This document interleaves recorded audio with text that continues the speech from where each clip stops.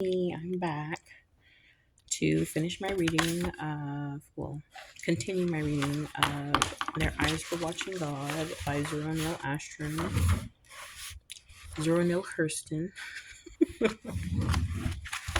because I was thinking of Zoroastrian. It's like a religion, and yeah. So, anyways, okay. So I just do want to apologize again. In advance for I'm kind of struggling with like the broken English, but when I'm reading it in my head, like it's going so smoothly. Like I don't know why there's like a disconnect. I have a cognitive disorder. So like what I'm thinking, like for example, I can freestyle in my head, but I can't do it out loud. And I do it very well. Like so the only way it would work for me like freestyling is if I were to write it down, which defeats the purpose of freestyling. There's some kind of disconnect where like my thoughts cannot connect to my verbal display for whatever reason. I don't know, it just doesn't work. So like when I'm reading it in my head, it comes out right, but when I speak it or I read it out loud, it's completely different. I don't know why. Like isn't that like Alzheimer's? Am I senile? I don't know, but I'm not doing this for anybody who is gonna overly um judge me or like just try to like nitpick everything I'm saying or doing. Anyways, I'm doing this for somebody who may need help, who has problems reading, and may want to know the story about their eyes, like may want to know about this novel, Their Eyes Are Watching God. And that's what it's for. That's what it's for. So it doesn't really matter. Like this is what I'm gonna be doing. This is what I'm doing. So this is for them. And yeah, for me, like I'm enjoying it. It's really good. So I have my candles burning, my incense burning, had my little breakfast, and it's what 8:23 a.m. on January the 10th. Today is what, Friday. So here we go, chapter 6 of Their Eyes Are Watching God. And this time I'm only going to do one chapter because each time that I'm reading I'm doing 25 pages. Chapter 6 is about 25 pages. So first time it was like chapters 1 through 3, and then the second time was 4 through 6. So this will be chapter 6 because it's long. So I may have to pause it, but don't worry, I'll come back. So it might have like a little break in it because somebody may start crying. Hopefully not. Hopefully I can just get through this, but keeping my fingers crossed, praying that I can get through this. So thanks for tuning in. Thanks for watching. This is my little intro just in case you missed like the first or second video. Just giving you a little rundown. So here we go. Jump right on into it. Every morning the world flung itself over and exposed the town to the sun. So Janie had another day. And every day had a store in it, except Sundays. The store itself was a pleasant place if only she didn't have to sell things. When the people sat around on the porch and passed around the pictures of their thoughts for the others to look at and see, it was nice. The fact that the fact that the thought pictures were always crayon enlargements of life made it even nicer to listen to. Take, for instance, the case of Matt Bonner's yellow mule. They had him up for conversation every day the Lord sent, most especially if Matt was there himself to listen. Sam and Lige and Walter were the ringleaders of the mule talkers. The others threw in whatever they could chance upon, but it seemed as if Sam and Lige and Walter could hear and see more about that mule than the whole county put together. All they needed was to see Matt's long, spare shape coming down the street, and by the time he got to the porch, they were ready for him. Hello, Matt. Evening, Sam. I'm mighty glad you come along right now, Matt. Me and some other was just asking to come hunt you. What fuss, Sam? Mighty serious matter, man. Serious. Yeah, man. Lige would cut in dolefully. It seems your strict attention. It needs your strict attention. You ought not to lose no time. What is it then? Excuse me. You ought to hurry up and tell me. Reckon we better not tell you here at the so. It's too far off to do any good. We better all walk on down by Lake Sibylla. What's wrong, man? I ain't after none of y'all's foolishness now. That mule of yourn, Matt, you better go see about him. He's bad off. Whereabouts? Did he wade in the lake and Alligator catch him? Worse than that. The women folks got your mule. When I come round the lake about noontime, my wife and some others had him flat on the ground using his sides for a washboard. The great clap of laughter that they had that they have been holding in burst out. Sam never cracks a smile. Yeah, Matt, that mule so skinny till the women is using his rib bones for a rub board and hanging things out on his hot bones to dry. Matt realizes that they have tricked him again, and the laughter makes him mad, and when he gets mad, he stammers. You's a stinking lie, Sam, and your feet ain't mates. You. Oh man, tain't no use in you getting mad. You know you don't feed the mule. How he going to get fat? Does feed him. Give him a full cup of corn every feeding. Lige knows all about that cup of corn. He hide he hid around your barn and watched you. Tain't no feed cup you measured that corn out of. It's a teacup. Does feed him. He's just too mean to get fat. He stay poor and raw bony just for spite. Scared he'd have to work some. Yeah, you feeds him off a come up and seasons it with rawhide. Does feed the ornery varmint. Don't keep don't care what I do. Can don't care what I do. I can get along with him. He fights every inch in front of the plow and even lay back his ears to kick and bite when I go in the stall to feed him. Get reconciled, Matt, Lige soothed. Us all know he's mean. I seen him when he took after one. I seen him when he took after one of them Roberts chilling in the street and would have caught him and maybe trampled him to death if the wind hadn't have changed all of a sudden. You see, the youngins was trying to make it to the fence of Stark's onion patch, and the mule was dead in behind him and gaining on him every jump. When all of a sudden the wind changed and blowed the mule way off his course, him being so poor and everything, and before the ornery varmint could tack, the youngin had done got over the fence. The porch laughed and Matt got mad again. Maybe the mule takes out after everybody, Sam said, 'cause he thinks everybody he hear coming is Matt Bonner coming to work him on an empty stomach. Oh no. You stop that right now, Walter objected. That mule don't think I look like no Matt Bonner. He ain't that dumb. If I thought he didn't know no better, I'd have my picture took and give it to that mule so's he could learn better. I ain't going to low him to hold nothing like that against me. Matt struggled to say something, but his tongue failed him, so he jumped down off the porch and walked away as mad as he could be. But that never halted the mule talk. There would be more stories about how poor the brute was, his age, his evil disposition, and his latest caper. Everybody indulged in mule talk. He was next to the mayor in prominence and made better talking. Janie loved the conversation, and sometimes she thought up good stories on the mule, but Joe had forbidden her to indulge. He didn't want her talking after such trashy people. You's Miss Mayor Starks, Janie.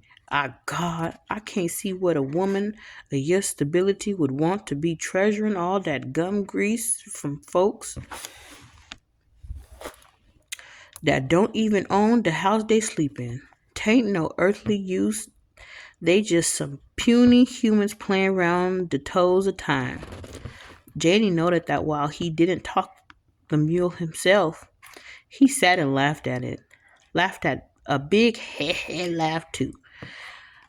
But then when Lige and Sam or Walter or some of the other big picture talkers were using a side of the world for a canvas, Joe would hustle her off inside the store to sell something. Looked like he took pleasure in doing it. Why couldn't he go himself sometimes? She had come to hate the inside of that store anyway. That post office too.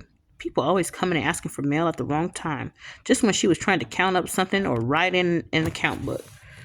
get her so hackled she'd make the wrong change for stamps. Then, too, she couldn't read everybody's writing. Some folks wrote so funny and spelled things differently from what she knew about. As a rule, Joe put up the mail himself. But sometimes, when he was off, she had to do it herself, and it always ended up in a fuss. The store itself kept her with a sick. Excuse me. The store itself kept her with a sick headache. The labor of getting things done off of a shelf or out of a barrel was nothing. And so long as people wanted only a can of tomatoes or a pound of rice, it was all right. But supposing they went on and said a pound and a half of bacon and a half pound of lard, the whole thing changed from a little walking and stretching to a mathematical dilemma. Or maybe cheese was 37 cents a pound and somebody came and asked for a dime's worth. She went through many silent rebellions over things like that. Such a waste of life and time. But Joe kept saying that she could do it if she wanted to, and he wanted her to use her privileges. That was the rock. That was the rock she was battered against. This business of the head rag irked her endlessly, but Jody was set on it. Her hair was not going to show in the store. It didn't seem sensible at all. That was because Joe never told Janie how jealous he was. He never told her how often he had seen the other men figuratively wallowing in it as she went about things in the store. And one night he had caught Walter standing behind Janie and brushing the back of his hand back and forth across the loose end of her braid, ever so lightly so as to enjoy the feel of it without Janie knowing what he was doing. Joe was at the back of the store and Walter didn't see him. He felt like rushing forth with the meat knife and chopping off the offending hand. That night he ordered Janie to tie up her hair around the store. That was all. She was there in the store for him to look at, not those others. But he never said things like that. It just wasn't in him. Take the matter of the yellow mule, for instance. Late one afternoon, Matt came from the west with the halter in his hand. Been hunting for a mule. Anybody seen him? He asked. Seen him soon this morning over behind the schoolhouse, Lum said.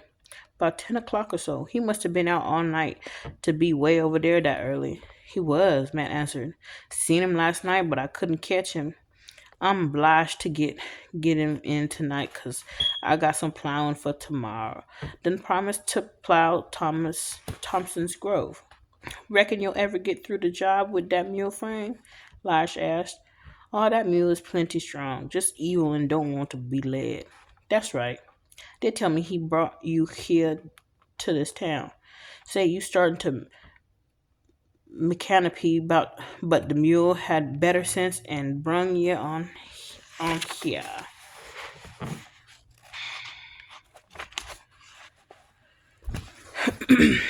It's a little lie. I set out for this town when I left West Florida. You mean to tell me you rode that mule all the way from West Florida down here? Sure did, Lige, but he didn't mean to. He was satisfied up there, but that mule wasn't. So one morning he got straddled the mule, and he took and brought him on off. Mule had sense. Folks up that way don't eat biscuits bread but once a week. There was always a little seriousness behind the teasing of Matt, so when he got huffed and walked on off, nobody minded. He was known to buy side meat by the slice, carried home little bags of meal and flour in his hand. He didn't seem to mind too much so long as it didn't cost him anything. About half an hour after he left, they heard the braying of the mule at the end of the woods. He was coming past the store very soon. Let's catch Matt's mule for him and let's catch Matt's mule for him and have some fun. Now, Lum, you know that mule ain't aiming to let himself be caught. Let's watch you do it. When the mule was in front of the store, Lum went out and tackled him. The brute jerked up his head, laid back his ears, and rushed to the attack. Lum had to run for safety. 5 or 6 more men left the porch and surrounded the fractious beast, goosing him in the sides and making him show his temper. But he had more spirit left than body. He was soon panting and heaving from the effort of spinning his old carcass about. Everybody was having fun at the mule baiting, all but Janie. She snatched her head away from the spectacle and began muttering to herself, they ought to be ashamed of themselves, teasing that poor brute beast like they is. Done been worked to death, done had his disposition ruined with mistreatment, and now they got to finishing deviling him to death. Wished I had my way with a Molly.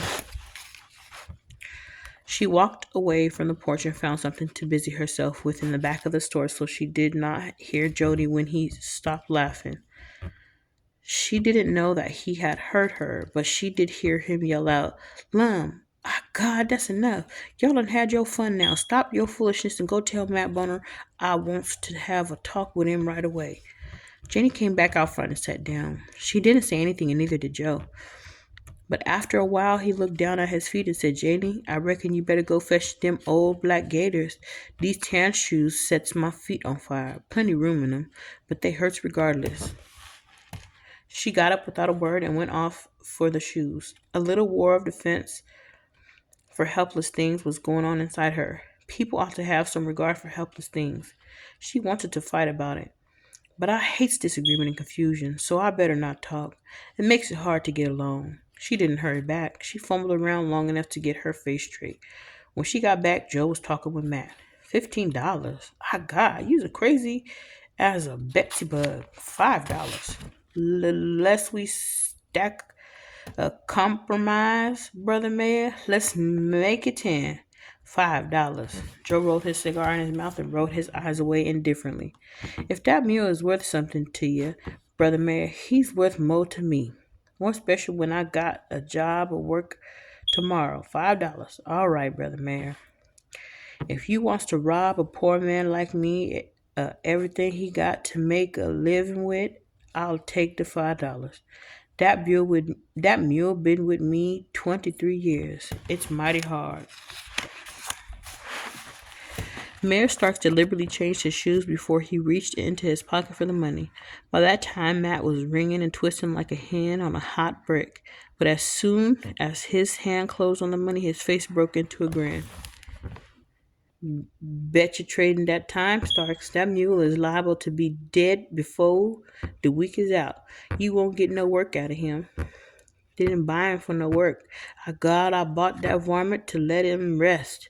You didn't have gumption enough to do it." A respectful silence fell on the place. Sam looked at Joe and said, "That's a new idea about varmints, Mayor Starks, but I likes it my own self. It's a noble thing you done." Everybody agreed with that. Janie stood still while they all made comments. When it was all done, she stood in front of Joe and said, "Jody, that was a mighty fine thing for you to do. 'Tain't everybody would have thought of it, 'cause it ain't no everyday thought. Freeing that mule makes a mighty big man out of you. Somebody like George Washington and Lincoln. Abraham Lincoln, he had the whole United States to rule, so he freed the Negroes. You got a town, so you freed a mule. You have to have power to free things, and that makes you like a king or something." Hambo said, "Your wife is a born orator, Starks. Us never knowed that before. She put just the right words to our thoughts." Joe bit down hard on his cigar and beamed all around, but he never said a word. The town talked it for 3 days and said that's just what they would have done if they had been rich men like Joe Starks. Anyhow, a free mule in town was something new to talk about. Starks piled fodder under the big tree near the porch, and the mule was usually around the store like the other citizens. Nearly everybody took the habit of fetching along a handful of fodder to throw on the pile. He almost got fat, and they took a great pride in him. New lies sprang up about his free mule doings. How he pushed open Lindsay's kitchen door and slept in the place one night and fought until they made coffee for him for his breakfast. How he stuck his head in the Pearsons' window while the family was at the table and Miss Pearson mistook him for Reverend Pearson and handed him a plate.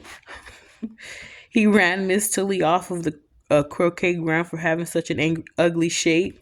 He ran and caught up with Becky Anderson on the way to Maitland so as to keep his head out of the sun under her umbrella. He got tired of listening to Redmond's long-winded prayer and went inside the Baptist church and broke up the meeting. He did everything but let himself be bridled and visit Matt Bonner. But way after a while, he died. Lum found him under the big tree on his raw, bony back with all 4 feet up in the air. That wasn't natural and it didn't look right. But Sam said it would have been more unnatural for him to have laid down on his side and died like any other beast. He had seen death coming and had stood his ground and fought it like a natural man. He had fought it to the last breath. Naturally, he didn't have time to straighten himself out. Death had to take him like it found him. When the news got around, it was like the end of a war or something like that. Everybody that could knocked off from work to stand around and talk. Everybody that could knocked off from work to stand around and talk. But finally, there was nothing to do but drag him out like all the other dead brutes. Drag him out to the edge of the hammock, which was far enough off to satisfy sanitary conditions in the town. The rest was up to the buzzards. Everybody was going to the dragging out. The news had got Mayor Starks out of bed before time. His pair of gray horses was out under the tree, and the men were fooling with the gear when Janie arrived at the store with Joe's breakfast. Ah, God, Lum, you fasten up this store good before you leave, you hear me? I was eating fast. Oh, he was eating fast and talking with one eye out of the door on the operation. What you telling him to fasten up for, Jody? Janie asked, surprised. 'Cause there won't be nobody here to look after the store. I'm going to the dragging out myself. 'Tain't nothing so important I got to do today, Jody. How come I can't go along with you to the dragging out? Joe was struck speechless for a minute. Why, Janie, you wouldn't be seen at a dragging out, would you? With any and everybody in a passel pushing and shoving with they no manner selves? No. You would be there with me, wouldn't you? That's right. But I'm a man even if I is the mayor. But the mayor's wife is something different again. Anyhow, they's liable to need me to say a few words over the carcass, this being a special case. But you ain't going off in all that mess commonness. I'm surprised at you for asking. Excuse me.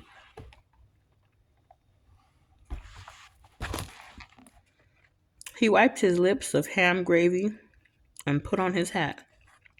Shut the door behind you, Janie. Lum is too busy with the horses. After more shouting of advice and orders and useless comments, the town escorted the carcass off. No, the carcass moved off with the town and left Janie standing in the doorway. Out in the swamp, they made great ceremony of the mule. They mocked everything human in death. Starks led off with a great eulogy on our departed citizen and most distinguished citizen and the grief he left behind him, and the people loved the speech. It made him more solid than building the schoolhouse had done. He stood on the distended belly of the mule for a platform and made gestures. Ew. When he stepped down, they hoisted Sam up, and he talked about the mule as a school teacher first. Then he set his hat like John Pearson and imitated his preaching. He spoke of the joys of mule heaven, to which the dear brother had departed, this valley of sorrow. The mule angels flying around, the miles of green corn and cool water, a pasture of pure bran with a river of molasses running through it. And most glorious of all, no Matt Bronner with plow lines and halters to come in and correct.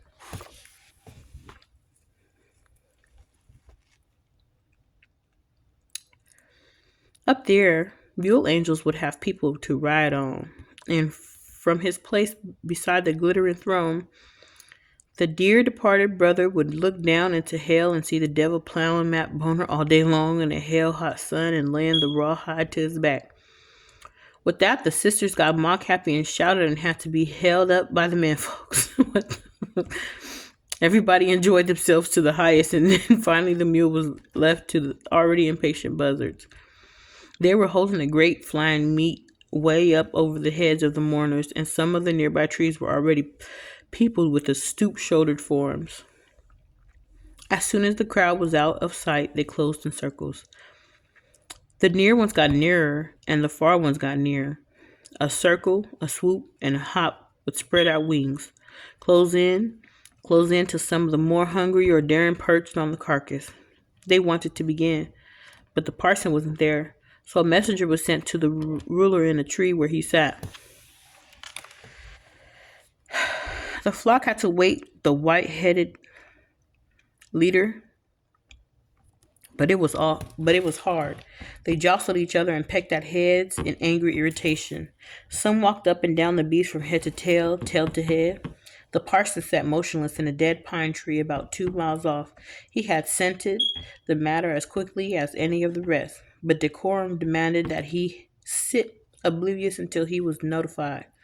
Then he took off with ponderous flight and circled and lowered until the others danced in joy and hunger at his approach. He finally lit on the ground and walked around the body to see if it were really dead. Peered into its nose and mouth, examined it well from end to end, and leaped upon it and bowed, and then the others danced a response. That being over, he balanced and asked, "What killed this man?" The chorus answered, "Bear, bear fat." "What killed this man?" "Bear, bear fat." "What killed this man?" "Bear, bear fat." "Who'll stand his funeral?" "We." "Well, all right now." So we picked out the eyes in the ceremonial way, and the feast went on. The yellow mule was gone from the town except for the porch talk and for the children visiting his bleaching bones now and then in the spirit of adventure. Joe returned to the store full of pleasure and good humor, but he didn't want Jenny to notice it because he saw that she was sullen and he resented that. She had no right to be, the way he thought things out. She wasn't even appreciative of his efforts, and she had plenty cause to be. Here he was, just pouring honor all over her, building a high chair for her to sit in and overlook the world, and she here pouting over it. Not that he wanted anybody else, but just too many women would be glad to be in her place. He got to box her jaws, but he didn't feel like fighting today, so he made an attack upon her position backhand. "I had to laugh at the people out there in the woods this morning, Janie. You can't help but laugh at the capers they cuts. But all the same, I wish my people would get more business in them and not spend so much time on foolishness. Everybody can't be like you, Jody. Somebody is bound to want to laugh and play." "Who don't love to laugh and play?" "You make out like you don't, anyhow." "My God, I don't make out no such a lie. But it's a time for all things. But it's awful to see so many people don't want nothing but a full belly and a place to lay down and sleep afterwards. It makes me sad sometimes, and then again, it makes me mad. They say things sometimes that tickles me nearly to death, but I won't just laugh to disencourage them." Janie took the easy way away from a fuss. She didn't change her mind, but she agreed with her mouth. Her heart said, "Even so, but you don't have to cry about it." Sometimes Sam Watson and Lige Moss forced a belly laugh out of Joe himself with the eternal arguments. It never ended because there was no end to reach. It was a contest in Hyperbole and carried on for no other reason. Maybe Sam would be sitting on the porch when Lige walked up. If nobody was there to speak of, is it hyperbole? If nobody was there to speak of, nothing happened. But if the town was there like on Saturday night, Lige would come up with a very grave air. Couldn't even pass a time of day for being so busy thinking. Then when he was asked what was the matter in order to start him off, he'd say, This question done about drove me crazy. And Sam, he knows so much into things. I want some information on the subject. Walter Thomas was due to speak up and egg the matter on. Yes, Sam always got more information than he know what to do with. He bound to tell you whatever it is you wants to know. Sam begins an elaborate show of avoiding the struggle that draws everybody on the porch into it. How come you want me to tell? How come you want me to tell you? Oh, excuse me. How come you want me to tell you? You always claim God done met you round the corner and talked his inside business with you. Tell you no use in you asking me for nothing. I'm questioning you.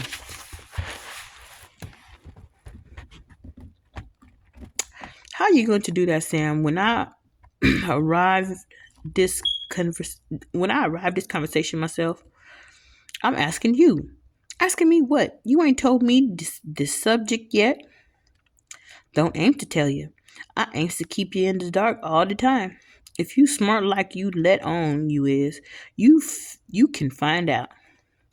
You scared to let me You scared to let me know what it is, 'cause you know I'll tear it to pieces. You got to have a subject to talk from. Do you do you can't talk? What? If a man ain't got no bounds, he ain't got no place to stop. By this time, they are at the center of the world. Well, all right then. Since you own up, you ain't smart enough to find out what I'm talking about.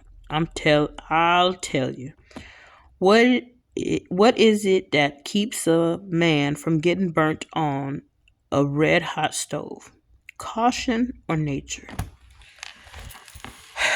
Shucks, I thought you had something hard to ask me. Walter can tell you that. If the conversation is too deep for you, how come you don't tell me so?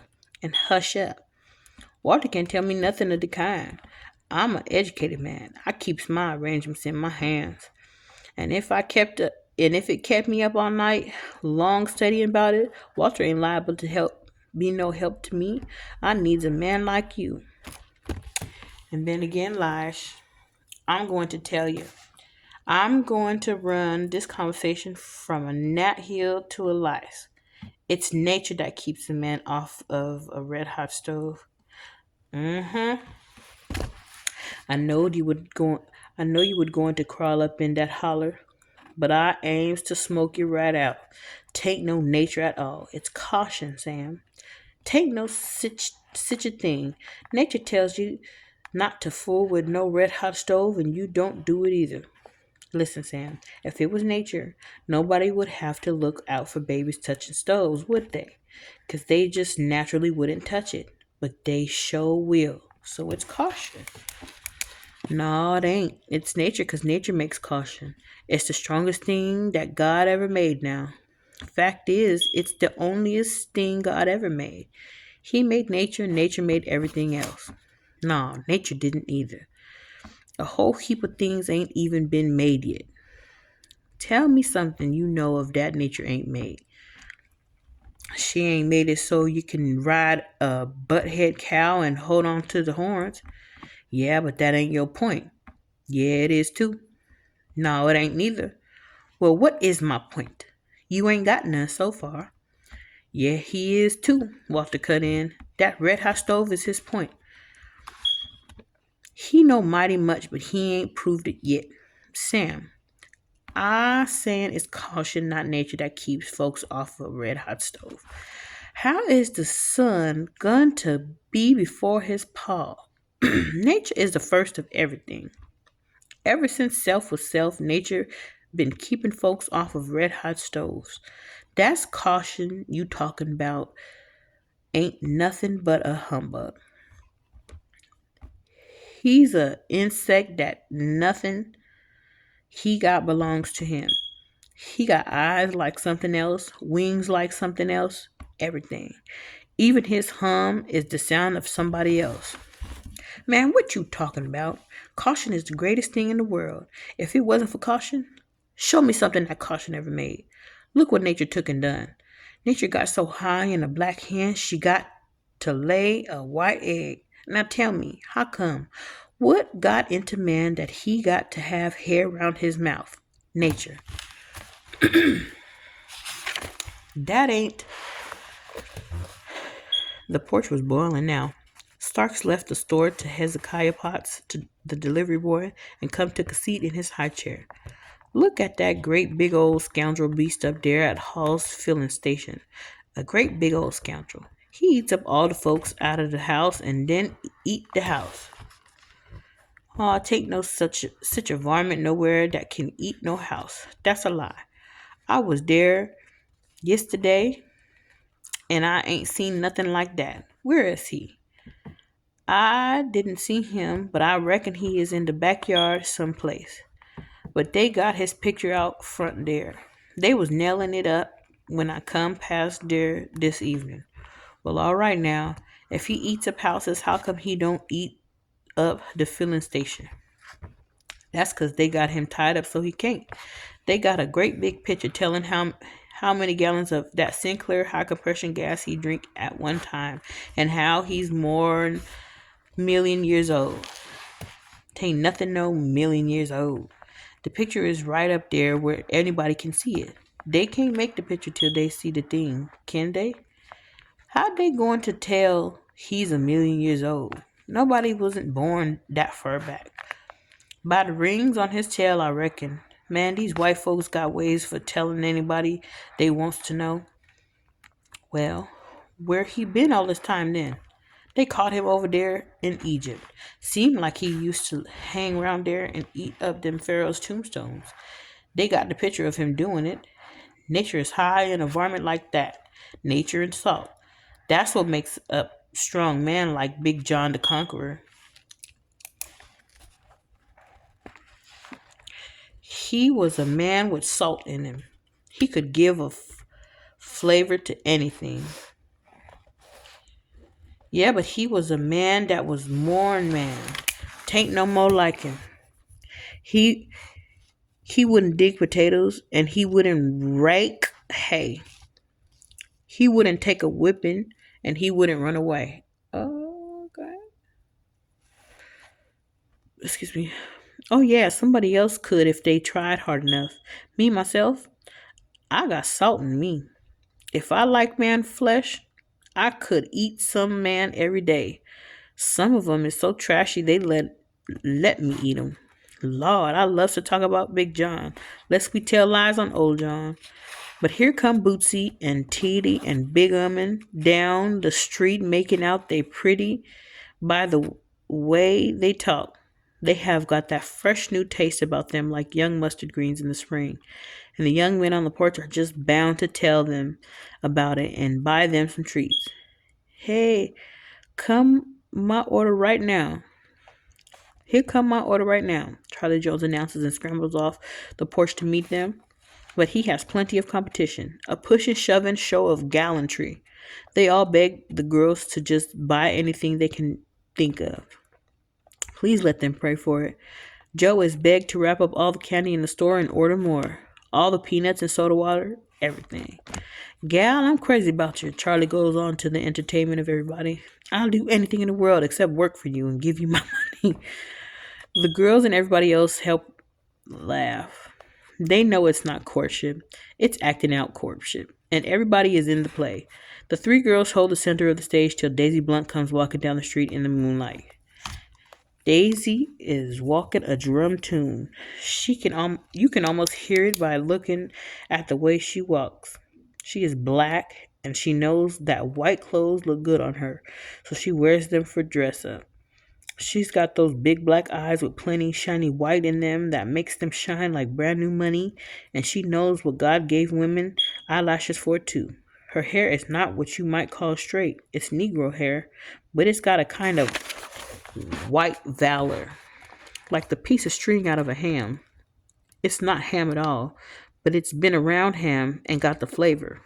It was spread down thick and heavy over her shoulders and looked just right under a big white hat. Lord, Lord, Lord. That same Charlie Jones exclaims, rushing over to Daisy. It must be a recess in heaven if St. Peter is letting his angels out like this. You got 3 men already laying at the point of death about you, and here's another fool that's willing to make time on your game. All the rest of the single men have crowded around Daisy by this time. She is parading and blushing at the same time. If you know anybody that's about to die about me, you know more'n I do. Daisy bridled. Wished I knowed who it is. Now, Daisy, you know Jim and Dave and Lum is about to kill one another about you. Don't stand up here and tell that big old got that wrong. They a mighty hush mouth about it, if they is. They ain't never told me nothing. You talk too fast. Hey, Jim and Dave is right up on the porch and Lum is inside the store. A big burst of laughter at Daisy's discomfiture. The boys had to act out their rivalry too. Only this time, everybody knew they meant some of it. But all the same, the porch enjoyed the play and helped out whenever extras were needed. David said, Jim don't love Daisy. He don't love you like I do. Jim bellowed indignantly. Who don't love Daisy? I know you ain't talking about me. Dave. Well, all right, let's prove this thing right now. We'll prove right now who loves this gal the best. How much time is you willing to make for Daisy? Jim. 20 years. Dave. See, I told you that nigger don't love you. Me? I begged the judge to hang me and wouldn't take nothing less than life. There was a big loud laugh from the porch. Then Jim had to demand a test. Dave, how much would you be willing to do for Daisy if she was to turn fool enough to marry you? Me and Daisy didn't talk that over, but if you just got to know, I'd buy Daisy a passenger train and give it to her. Is that all? I'd buy her a steamship and then I'd hire some men to run it for her. Daisy, don't let Jim fool you with his talk. He don't aim to do nothing for you. His little old steamship. Daisy, I'll take a job cleaning out the Atlantic Ocean for you anytime you say you desire. Anytime you say you so desire. There was a great laugh, and then they hushed to listen.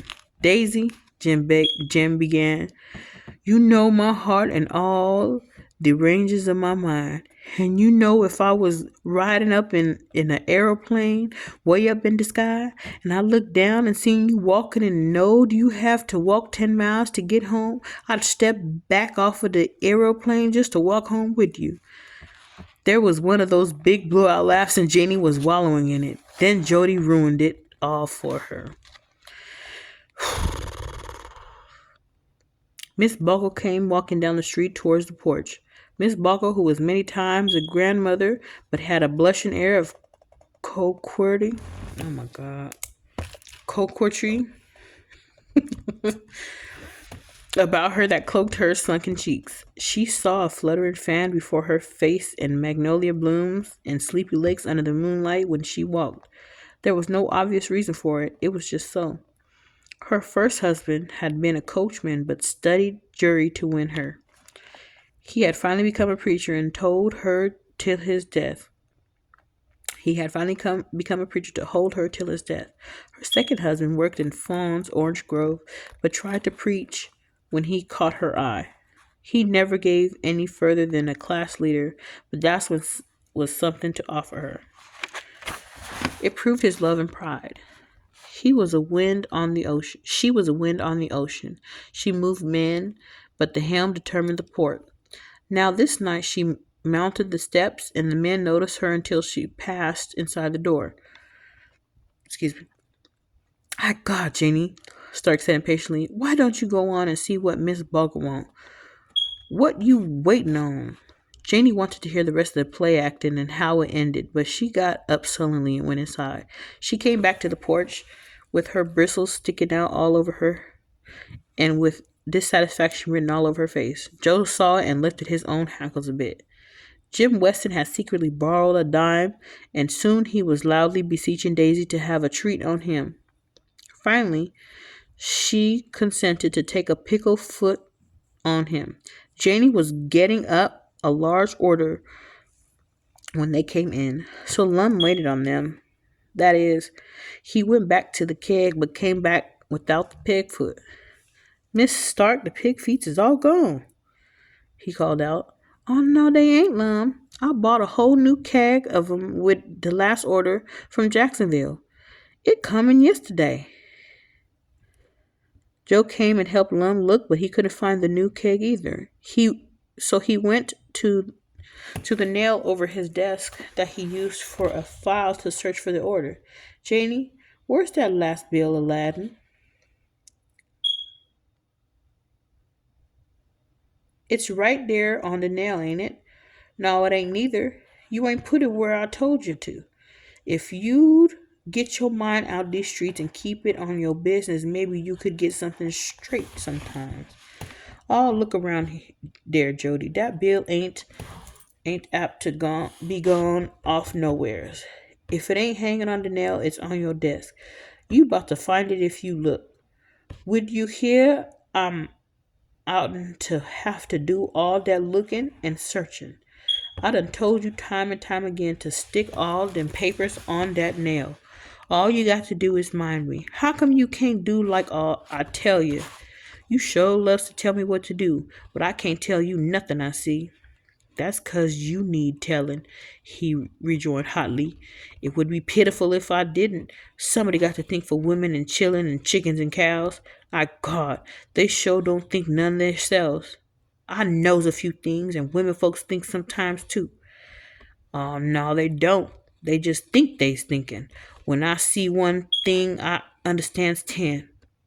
You see 10 things and don't understand one. Times and scenes like that put Janie to thinking about the inside state of her marriage. Time came when she fought back with her tongue as best she could, but it didn't do her any good. It just made Joe do more. He wanted her submission and he'd keep on fighting until he felt he had it.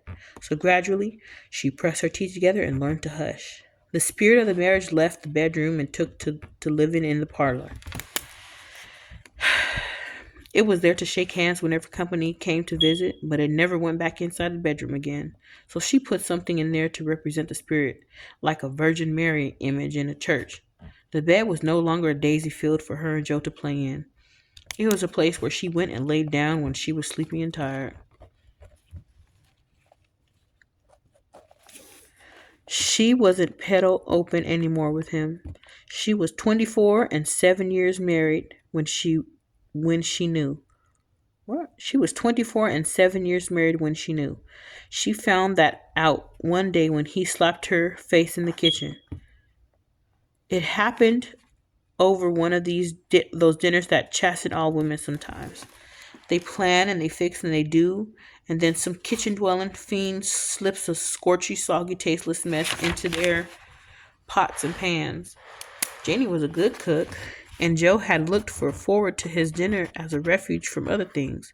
So when the bread didn't rise and the fish wasn't quite done at the bone and the rice was scorched, he slapped Jenny until she had a ringing sound in her ears and told her about her brains before he stalked on back to the store. Jenny stood where he left her for unmeasured time and thought. She stood there until something fell off the shelf inside her. Then she went inside there to see what it was. It was her image of Jody tumbled down and shattered. But looking at it, she saw... my finger.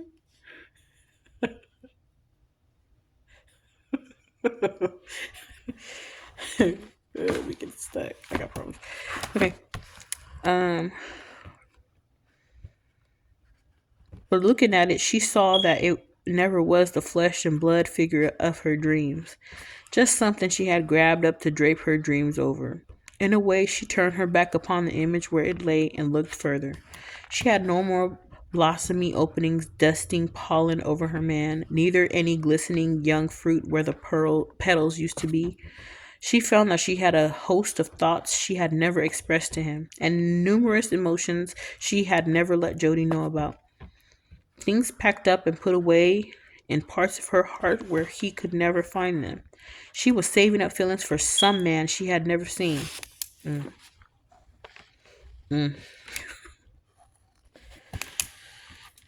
She had an inside and an outside now, and suddenly she knew not to mix them. She knew how not to mix them. She bathed and put on a fresh dress and head kerchief and went on to the store before Jody had time to send for her. That was a bow to the outside of things. Jody was on the porch, and the porch was full of Eatonville as usual at the time of the day. He was baiting Miss Tony Robbins as he always did when she came to the store. Janie could see Jody watching her out of the corner of his eyes while he joked roughly with Miss Robbins. He wanted to be friendly with her again. His big laugh was as much for her as for the baiting. He was longing for peace, but on his own terms. Ah, God, Miss Robbins, what make you come here and worry me when you see I'm reading my newspaper? Mayor Starks lowered the paper in pretended ignorance. Miss Robbins struck her pity pose and assumed the voice. 'Cause I'm hungry, Miss Starks. Deed I miss. Me and my chillin' is hungry. Tony, don't feed me. This was what the porch was waiting for. They burst into a laugh. Miss Robbins, how come you make out you hungry when Tony comes in here every Saturday and buy groceries like a man? 3 weeks, shame on you. If he buy all that you talking about, Miss Stocks, God knows what he do with it. He sure don't bring it home. And me and my po chiller is so hungry. Miss Stocks, please give a little piece of meat for me and my children. I know you don't need it, but come on inside. You ain't going to let me read till I give it to you. Miss Tony's ecstasy was divine. Thank you, Miss Stocks. You's noble. You's the most gentleman-fied man I ever did see. You's a king. The salt pork box was in the back of the store, and during the walk, Miss Tony was so eager she sometimes stepped on Joe's heels. Sometimes she was a little before him, sometimes like a hungry cat when somebody approaches her pan with meat, running a little, caressing a little, and all the time making little urging on cries. Yes, indeedly, Miss Starks, you's noble. You got sympathy for me and my po chillin'. Tony don't give us nothing to eat, and we're so hungry. Tony don't feed me. This brought them to the meat box. Joe took up the big meat knife and selected a piece of side meat to cut. Miss Tony was all but dancing around him. That's right, Mr. Stocks. Give us a little piece about this wide. She indicated as wide as her wrist and hand. Me and my children is so hungry. Starks hardly looked at her measurements. He had seen them too often. He marked off a piece much smaller and sunk the blade in. Miss Tony all but fell to the floor in her agony. Lord, I mercy. Mr. Starks, you ain't going to give me that little teeny neensy piece for me and all my children, is you? Lord, we is so hungry. Starks cut right on and reached for a piece of wrapping paper. Miss Tony leaped away from the proffered cut of meat as if it was a rattlesnake. Oh, wouldn't touch it. That little eye full of bacon for me and all my children. Lord, some folks has got everything and they so gripping and so mean. Starks made as if to throw the meat back in the box and close it. Miss Tony swooped like lightning and seized it and started towards the door.